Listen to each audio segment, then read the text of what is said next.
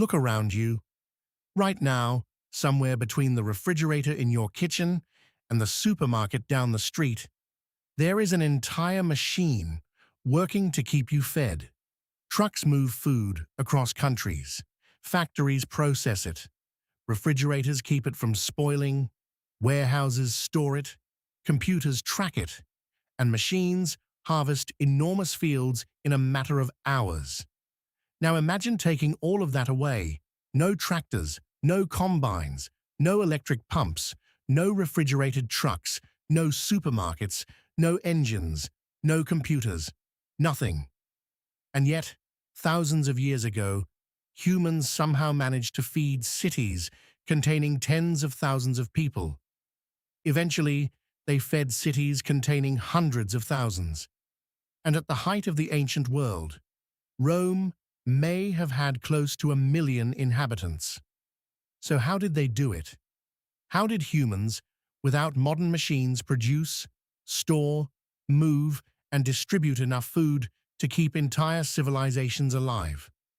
The answer is much more interesting than simply saying they were farmers, because ancient civilization wasn't powered by machines, it was powered by systems.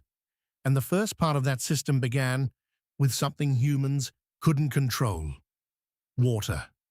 Imagine waking up thousands of years ago in Mesopotamia. There is no water pump beside your field, no irrigation controller, no weather forecast telling you when the rain will come. Your crops are sitting in the ground. And if the water doesn't arrive, they die.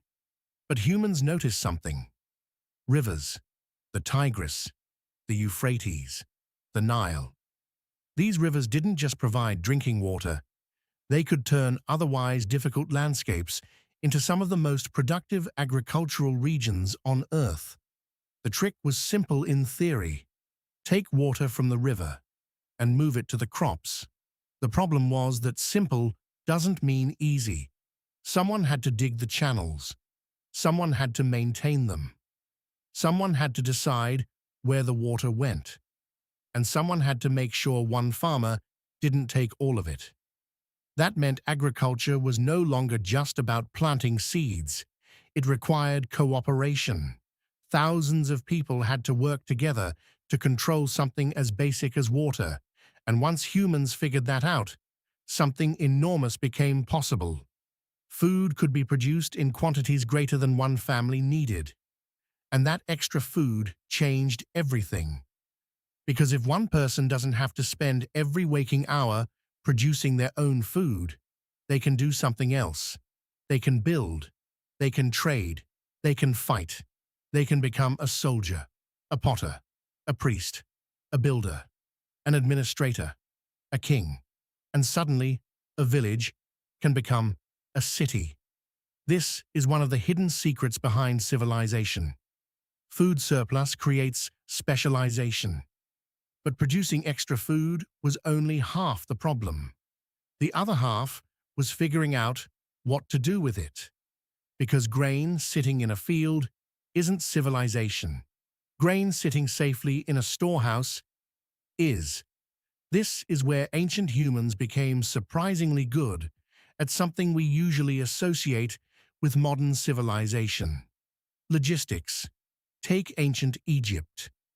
Grain was one of the foundations of the Egyptian economy, and ancient Egyptians harvested it using simple sickles made from wood and flint. No combine harvester, no diesel engine, just people cutting thousands upon thousands of stalks by hand. Then came the real challenge. You can't eat an entire year's harvest in a few weeks, so they had to store it. And storage sounds boring, until you realize that for an ancient civilization, storage was basically survival insurance. A good harvest meant food for tomorrow. A great harvest could mean food for next year. And a carefully managed storehouse could mean survival when the next harvest failed. This changed the relationship between humans and time. A hunter might find food today. A farmer could produce food for months into the future.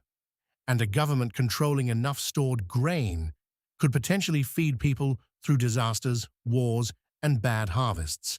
But there was another problem. You can't simply pile grain into a room and forget about it. Moisture, pests, mold, rot, all of them were waiting. So, ancient people developed storage buildings, containers, granaries, and techniques designed to keep food dry and usable, and this created something incredibly powerful. A civilization didn't just need food, it needed food reserves. Because the real enemy wasn't always hunger. Sometimes it was uncertainty. One year the harvest might be enormous. The next year, drought could destroy it. And that brings us to one of the smartest tricks ancient civilizations discovered. Don't depend on just one place. Imagine you're standing in an ancient city. Thousands of people live around you, but almost none of them are growing their own food. That's the strange thing about cities. The larger they become, the more dependent they are on places they don't even see. The people living inside the city are eating food produced somewhere else, and that means the countryside becomes the city's hidden engine. Farmers grow grain, herders raise animals, fishermen catch fish, other people process food, then traders move it. And somehow, all of those separate activities have to connect. This is where roads and rivers became incredibly important. Before engines, humans had something else: animals, boats, and thousands of human feet. A donkey doesn't look impressive compared with a modern truck, but give civilization enough donkeys, enough roads, enough boats, and enough organized labor, and suddenly enormous amounts of food can move across surprising distances. Rivers were especially valuable. A boat carrying grain downstream could move far more weight than a person carrying a sack on their back. And eventually, some civilizations became so dependent on these supply networks that an entire city's survival could depend on farms hundreds or even thousands of kilometers away. Rome is perhaps the most dramatic example. As Rome grew, the surrounding countryside wasn't enough to satisfy the city's enormous demand for grain. So grain came from places such as North Africa and Egypt. Ships carried it across the Mediterranean, and the Roman state became deeply involved in maintaining this food supply. Think about what that means. A Roman citizen could wake up in Rome, eat bread, and have absolutely no idea where the grain had been grown. That food might have come from another continent. It had been planted by farmers they would never meet, harvested by workers they would never see, loaded onto ships, transported across the sea, unloaded, stored, distributed, and eventually turned into the bread sitting on their table. That is a supply chain. Without trucks, without trains, without engines, without computers, just humans coordinating an enormous physical network. And the bigger the city became, the more impressive that network had to become. But there was still a terrifying weakness. What happens when the harvest fails? This is the part we often forget when looking at ancient civilizations. They didn't have modern agriculture's safety net. If the crops failed, there was no emergency shipment arriving from another continent in a few days. If a drought lasted too long, people suffered.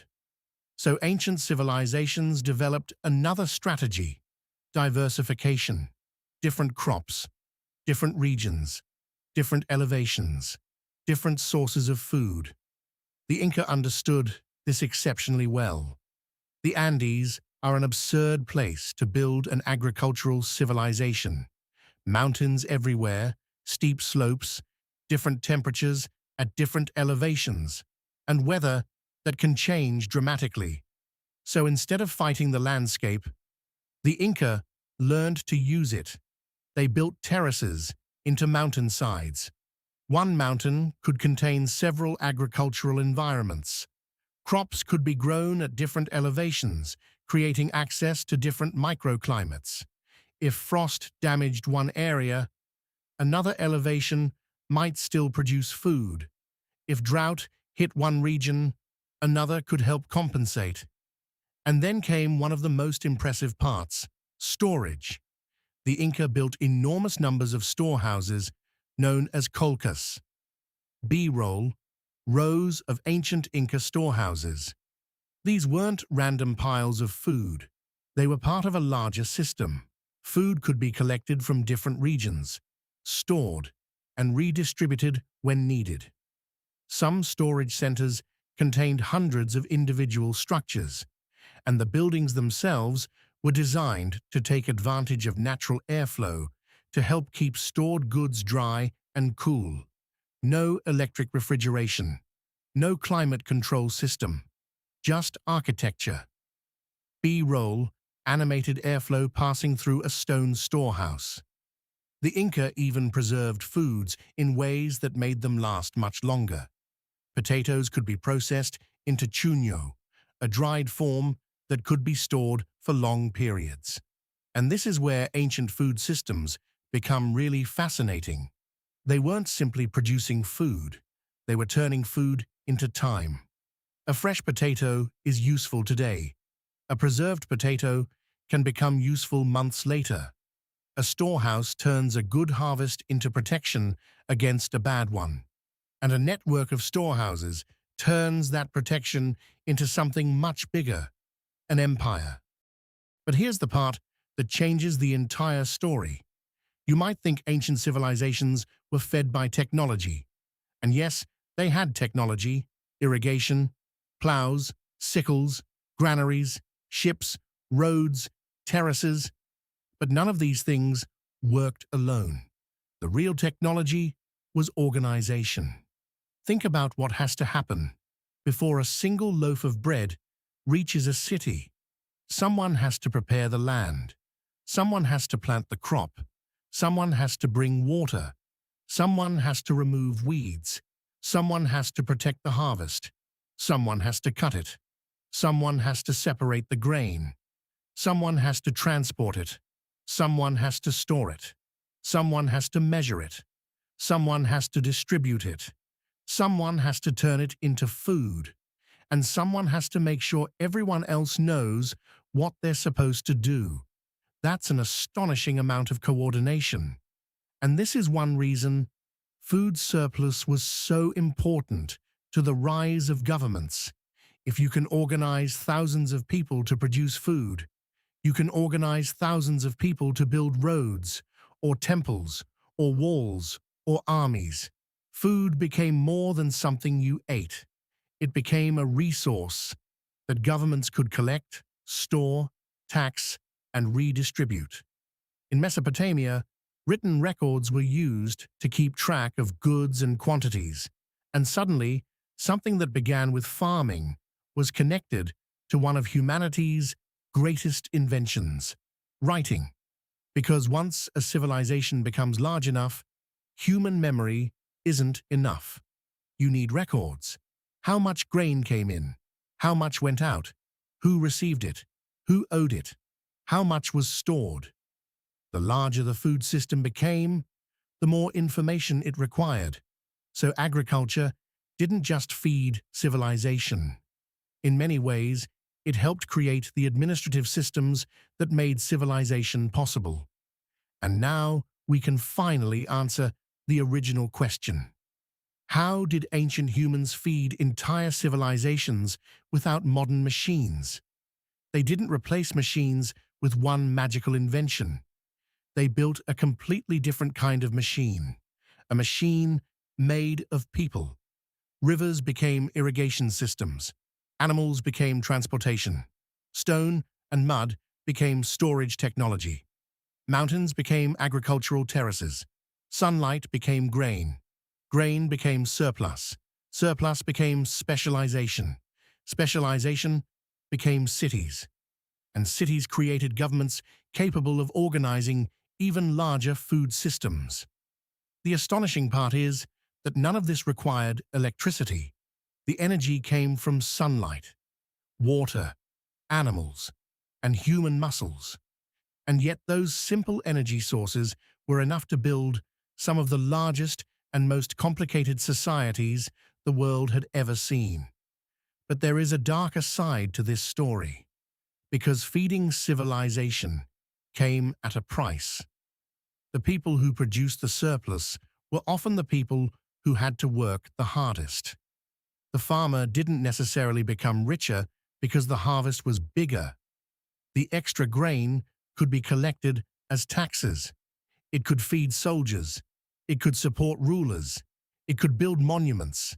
It could support priests, administrators, craftsmen, and armies. The food surplus made civilization possible, but it didn't automatically make life easier for everyone. And perhaps that's the strangest thing about the entire story. The ancient world didn't conquer the problem of food by making food effortless. It solved the problem by making food organized. Millions of individual actions became one giant system. A farmer planted a seed. Someone else dug a canal. Someone else built a road. Someone else loaded a boat. Someone else guarded a storehouse. Someone else recorded the grain. Someone else distributed it. And somewhere inside a crowded ancient city, someone ate a piece of bread, never knowing how many people had to work just to make that one meal possible. So the next time you open your refrigerator and see food waiting for you, remember how unusual that really is.